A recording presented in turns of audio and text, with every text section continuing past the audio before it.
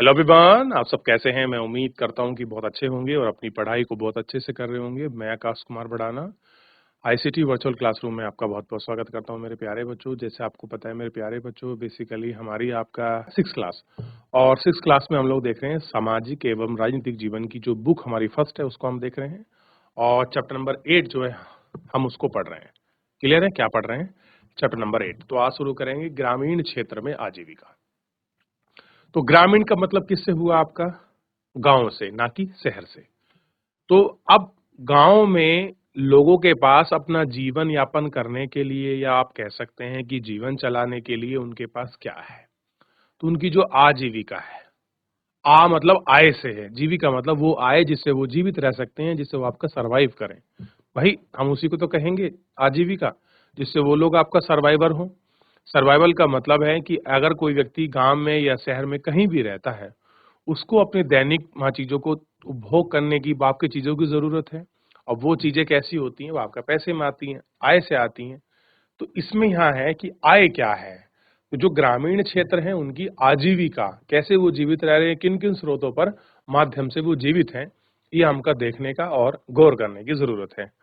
तो अगर हम इसमें लेक्चर में आगे बढ़ें और अच्छे से देखें तो हमें समझ आएगा कि भैया आखिरकार जो है जो हमारे ग्रामीण क्षेत्र हैं, उनमें आजीविका का मुख्य स्रोत क्या है? चलिए, पहले मैं सभी स्कूल के बच्चों से पूछना चाहता हूँ कि हमारे ग्रामीण क्षेत्र की आजीविका का मुख्य स्रोत क्या है? कौन बच्चा बताएगा? चलिए, हमारे ग्रामीण क्षेत्र की आजीविका का मुख्य स्रोत क्या है? अब देखिए, बहुत ही कॉमन क्वेश्चन है और आप लोग बड़े आसानी से इसका आंसर दे सकते हैं। चलिए, शाबाश। जैसा मैं देख पा रहा हूँ कुछ बच्चे कोशिश कर रहे हैं, शाबाश। आप बोलिए। तो बच्चों, मैं आपको बता देता हूँ, अभी आप इतना असहज जो है आपका महसूस ना करें। ग्रामीण क्षेत्र में जो आजीविका का जो मुख्य साधन है, वो क्या है? कृषि। क्या है? एग्रीकल्चर, खेती। आप देखते हैं गाँव में जितने भी लोग हैं, वो अधिकतर कहाँ लगे होते हैं? कृषि कार्य में लगे होते हैं। अब देखिए, अब जो ये समय है, अब समय आ रहा है अक्टूबर-नवंबर, यानी कि नवंबर का महीना है और नवंबर के महीने में आप जानते हैं कि इस समय क्या होता है आपका उत्तर भारत में खास कर जो है हमारे यहाँ शीत ऋतु आपकी प्रारंभ हो चुकी है। क्लियर है? अब मौसम परिवर्तन है, मौसम बदल रहा है। अब क्या होगा हमारे यहाँ शीत ऋतु का प्रभाव है। शीत ऋतु का मतलब जानते हो आप? कि अब सूर्य जो है आपका दक्षिण में है। क्लियर है? दक्षिण की ओर आपका शिफ्ट हो रखा है। तो सूर्य की किरणें क्या कर रही हैं? उत्तरी जो हमारा आपका गोलार्ध है, उस पर आपका तिरछी पड़ रही हैं। और तिरछी पड़ने की वजह से हमको ऊर्जा कम मिल रही है। ऊर्जा कम मिलने से हमको शीत जो है सर्दी महसूस हो रही है। और ये समय किसका है? ये बुआई का समय है। किसकी? मुख्य रूप से इस समय एक फसल बोई जाती है। उस फसल का नाम है गेहूं। क्या बोई जाती है? गेहूं इस समय बोया जाता है। क्लियर है? और आप जानते हैं कि अनाज चावल के बाद गेहूं दूसरी फसल है जो सबसे ज्यादा खाई जाती है। क्लियर है? आप कहेंगे नहीं सर गेहूँ ज़्यादा खाया जाता है। नहीं, अगर आप दक्षिण भारत वगैरह में जाइए, हमारे उत्तराखंड राज्य में चावल के लोग ज़्यादा प्रेफ़र करते हैं। बिहार हो गया, बंगाल हो गया और जो भी हमारे अपने जो राज्य हैं, जो आपका तटीय राज्य हैं, वो सब लोग आपका जो है चावल को ज़्यादा पसंद करते हैं। तो चावल के बाद दूसरा जो खाद्यान्न रूप में चीज़ें जो आपकी फसल का हम लोग उपभोग करते हैं, वो है आपका गेहूँ। और आप जानते हैं गेहूँ के जो उत्पादक राज्य हैं, वो कौन-कौन से हैं? तो गेहूं के उत्पादक राज्य हैं आपका उत्तर प्रदेश, मध्य प्रदेश, पंजाब। ये 3 ऐसे राज्य हैं जहां पर बहुत बड़ी मात्रा में क्या होता है? गेहूं का लार्ज क्वांटिटी में क्या होता है? आपका प्रोडक्शन होता है।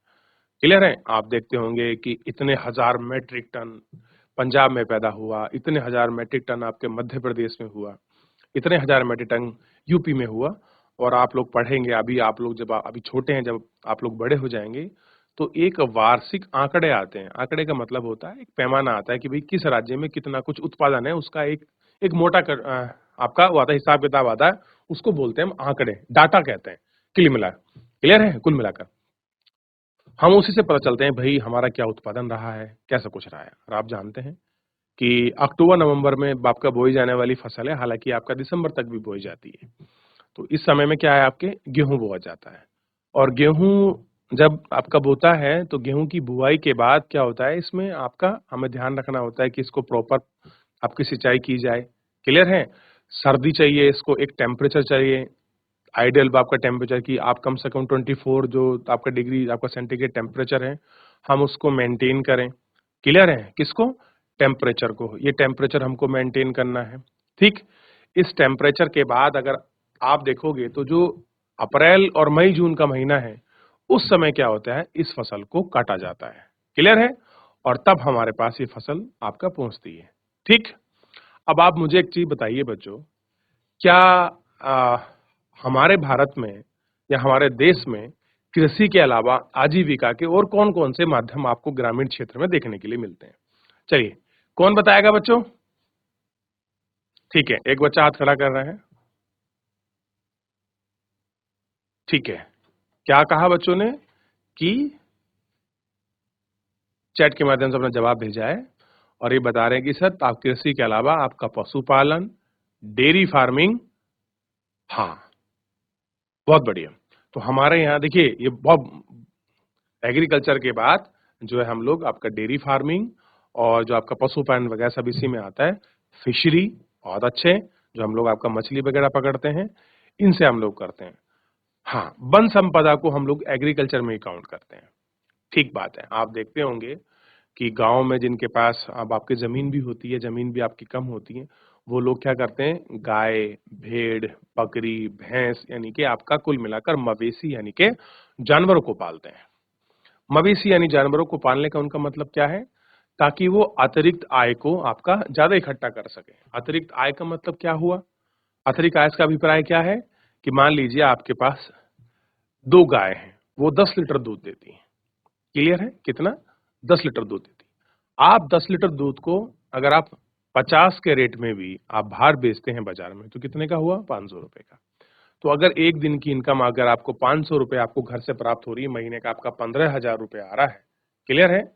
सारा खर्चा काट लीजिए, अगर आपको ₹10,000 भी 2 गाय से पर मंथ बचते हैं, आप साथ में खेती करते हैं और खेती का ही जो चारा और जो आपका भूसा होता है, घास होती है, वही जानवर उसको खाते हैं। तो आप सोच के देखिए आपसे 10 से 15,000 रुपए की पर मंथ एक अच्छी खासी इनकम ग्रामीण क्षेत्र में अर्जित होती है। ऐसे ही आपका मुर्गी पालन भी इसी के अंदर आता है। मुर्गी पालन करते हैं लोग, बड़ी-बड़ी फार्म वगैरह बनाकर या फिर छोटे स्तर पर आपके मुर्गी रखते हैं, उनके अंडे को बेचते हैं। मुर्गा और जो आपके मुर्गियाँ हैं, उनको बेचते हैं।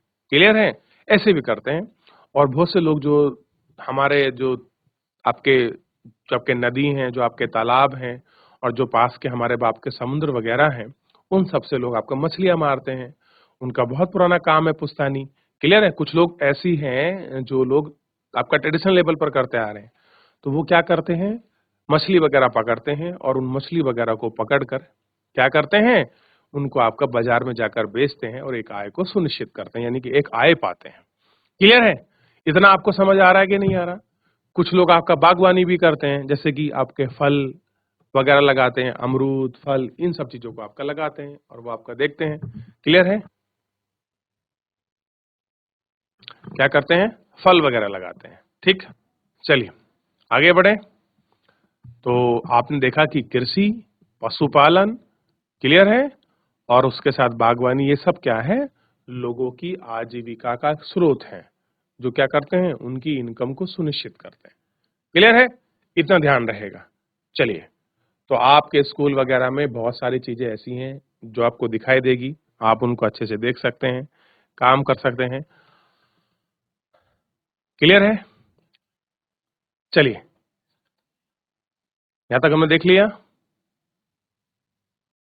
तो मेरे प्यारे बच्चों, आप लोगों ने अभी देखा कि आपका किस तरीके से हम लोग आपका कृषि, पशुपालन और मछली जो पालन है हम लोग करते हैं। देखिए मछली पालन कुछ लोग आपका जो है आपका तालाब बनाकर भी करते हैं।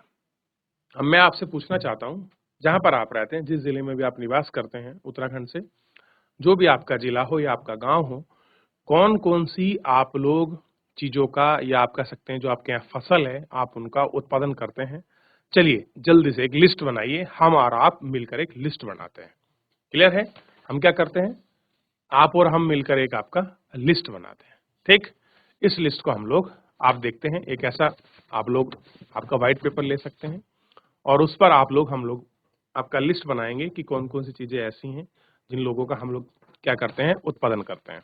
चलिए, तो हम सब आपका लिखना शुरू करते हैं ताकि हमको पता रहे कि हम क्या-क्या लिख रहे हैं। सबसे पहले आप मुझे बताइए, देखिए 2-4 फसलों के नाम मैं बताऊंगा, बाकी आपको लिखना है। क्या हम लोग चावल को पैदा करते हैं? तो आप लिख सकते हैं एक फसल चावल। दूसरा आप फसल लिखिए मक्का, गेहूं, रागी, मंडवा, झंगोरा। क्लियर है? चना, जो आपके चने होते हैं, चना। ठीक है, ये मैं इतना बता रहा हूं, बाकी आपको ढूंढना है, मैं नहीं जानता इतना। कुछ दालों में आ जाइए, ऐसे ही कुछ आपको दालों के नाम लिखने हैं, जैसे अरहर की दाल, तूर की दाल होती है, मूंग है, मसूर है। हम कौन कौन सा उत्पादन करते हैं? क्या हम लोग आप गन्ने का उत्पादन भी करते हैं? गन्ने को भी आपको लिखना है। क्लियर है? ये हमको लिखना है। चलिए, एक आपका लिस्ट बनाइए और बताइए। क्लियर है?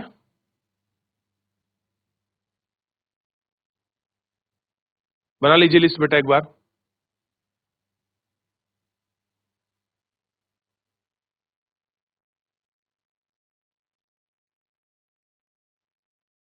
चलिए, शाबाश। तो अभी कुछ बच्चे बना रहे हैं लिस्ट को। चलिए, आप लोग बनाएं ताकि कंफर्म हो जाए कि आप कितना लिख पा रहे हैं। ठीक है?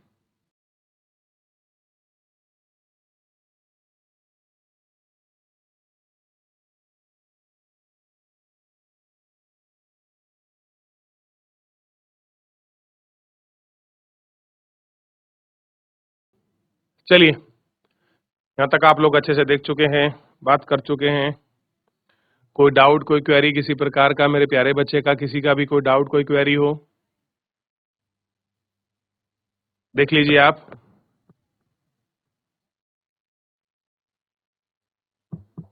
आगे बढ़े। तो मेरे प्यारे बच्चों, हमने इस तरीके से आपने देखने का प्रयास किया। मैं उम्मीद करता हूं कि आप लोगों ने लिस्ट बना ली होगी। आप एक काम करिए, इस लिस्ट को घर जाकर जो आपने लिस्ट बनाई है, ठीक है, उस लिस्ट को एक बार अपने घर में अपने मम्मी पापा बड़े जो आपके बहन भाई या फिर जो आपके दादा दादी हैं, आप उनको दिखाइए कि हम लोग इतनी फसलों को क्या आप आपका पैदा करते हैं। कौन सी फसल ऐसी है जो हम इनको आपका पैदा करते हैं, कौन सी फसल पहले पैदा हुआ करती थी और कौन सी फसल ऐसी है जो आज पैदा नहीं हो रही है।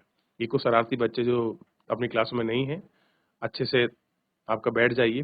क्लियर है? इस तरीके से अशांति ना फैलाएं क्लास में। बैठ जाए बेटा।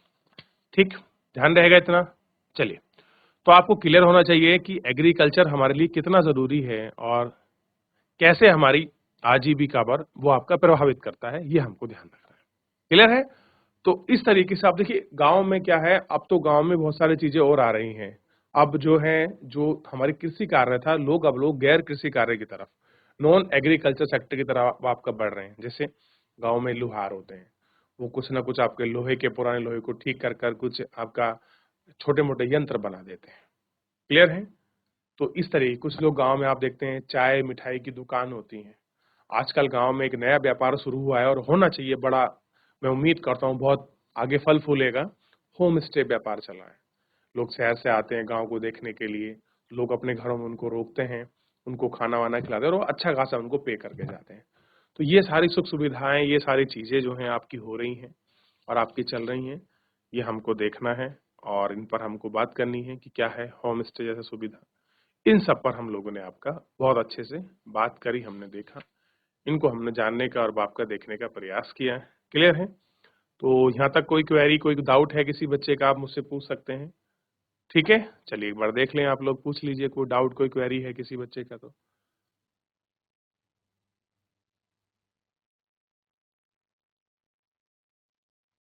चले, शाबाश। ध्यान रहेगा सभी को। अच्छा, आप मुझे बताइए कि अगर मैं आपसे पूछूं कि हमारे यहाँ जो है और हम लोग क्या क्या उगा सकते हैं, या अभी जो है हम लोग जो बागबानी फसल में जो सेब वगैरह हमारे यहाँ काफी फेमस है, सेब हुआ, लीची हुआ, आपके खुबानी हुआ, माल्टा हुआ, ठीक, इनका अच्छी मात्रा में हम लोग आपका प्रोडक्शन कर सकते हैं और बहुत अच्छे रेट में भी हमारे बिकते भी हैं, सेल आउट भी होते हैं। तो इन पर आपकी फोकस क्या है, क्या आपका नजरिया है इसको देखने का? मैं जानना चाहता हूँ कि किस तरीके से आप करते हैं, क्या आप सोच रखते हैं इसके बारे में? ठीक है, चलिए। तो मैं उम्मीद करूंगा कि आप लोग इसको घर तक जाकर आप एक बार रिवीजन करेंगे, इसको पढ़ेंगे। कोई डाउट, कोई क्वेरी होगा तो हम लोग नेक्स्ट लेक्चर में लेंगे। फिलहाल आज के लिए इतना ही, धन्यवाद।